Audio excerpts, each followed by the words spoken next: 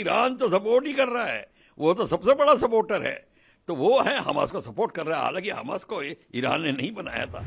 Hamas ने एक बड़ा घातक हमला किया है, इजराइल के एक एयरफील्ड को हाफ कैप्चर कर लिया है, लोगों को, सिविलियंस को बहुत बेइंतहा मारा, औरतों का एक यूनिफॉर्म में जो औरत थी उसका बड़ी बुरी तरीके से रेप किया, उसको खत्म किया। अब नेतन्याहू कहते हैं ये जो अब हम हमला करेंगे, हमला करने का मतलब है लड़ाई। ईरान तो सपोर्ट ही कर रहा है, वो तो सबसे बड़ा सपोर्टर है, तो वो है हमास को सपोर्ट कर रहा है। हालांकि हमास को ईरान ने नहीं बनाया था, हमास की पैदाइश तो दूसरे तरीके से हुई है, बट ईरान अब उसका चैंपियन बन गया है हमास का।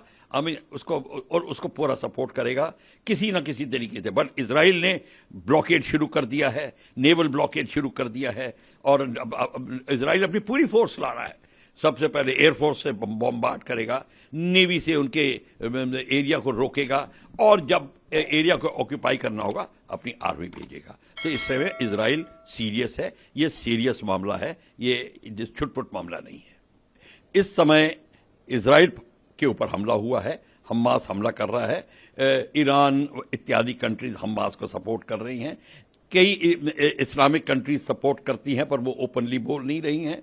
और इस समय हमास के ऊपर हमास ने एक बड़ा घातक हमला किया है, इजराइल के एक एयरफील्ड को हाफ कैप्चर कर लिया है, लोगों को, सिविलियंस को बहुत बेइंतहा मारा, औरतों का एक यूनिफॉर्म में जो औरत थी उसका बड़ी बुरी तरीके से रेप किया, उसको खत्म किया।